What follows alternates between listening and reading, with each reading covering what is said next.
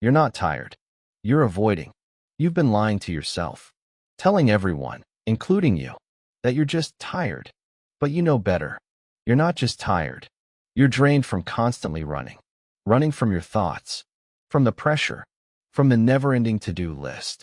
That makes you feel like you'll never catch up. So you scroll. You binge. You nap, again. You say just 5 minutes. But 5 becomes 50. And suddenly, it's midnight, and you've done nothing. Again, deep down you feel it. I'm stuck, and I don't know how to get out. But listen closely. You'll stay stuck if you keep escaping like this. Whole part 1, the quiet escape. No one ever really sees it happening. Because when you're quietly falling apart, you don't scream. You don't break things. You just slowly stop showing up.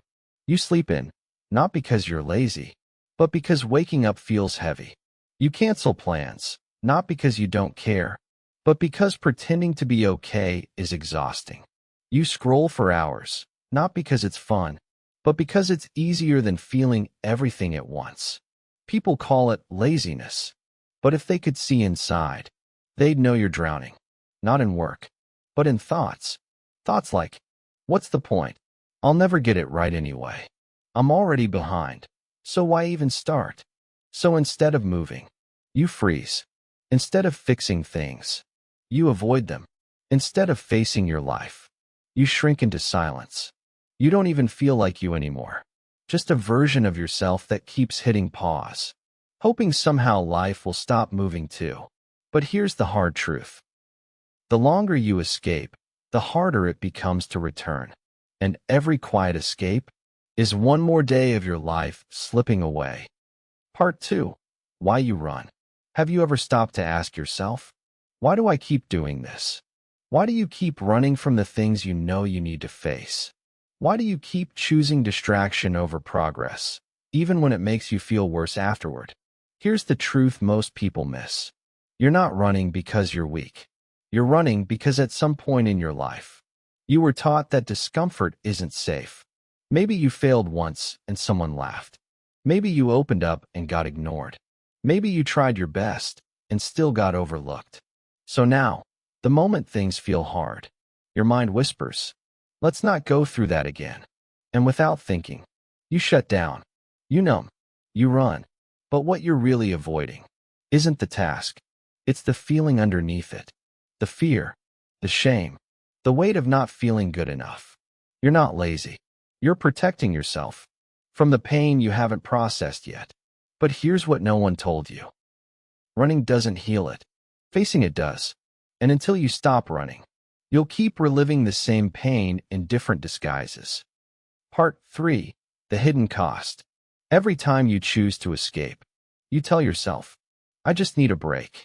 I'll get to it later. I'm too tired right now. But the truth is, these little escapes, they add up. Quietly, silently, dangerously.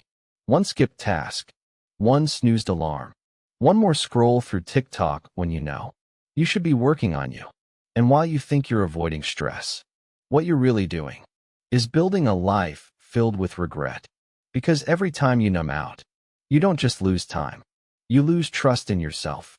The version of you who wanted more, who dreamed big, starts to fade behind the version who keeps saying, maybe tomorrow.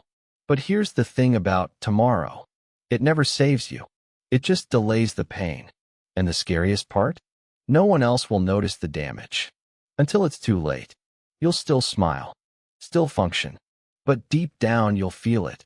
That quiet voice that says, I could have been more. That's the real cost. Not failing, but never even trying. You're not just wasting time. You're slowly abandoning the life you were meant to live. Part 4. Break the cycle.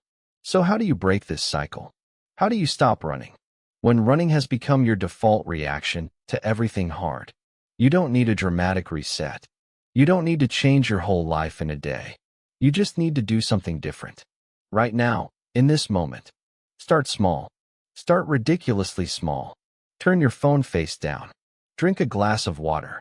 Sit up straight and take a breath that doesn't feel rushed. Write one sentence, just one, about how you really feel. Not to post it, not to impress anyone, but to finally hear yourself. Because the first step to breaking the cycle is breaking the silence inside you.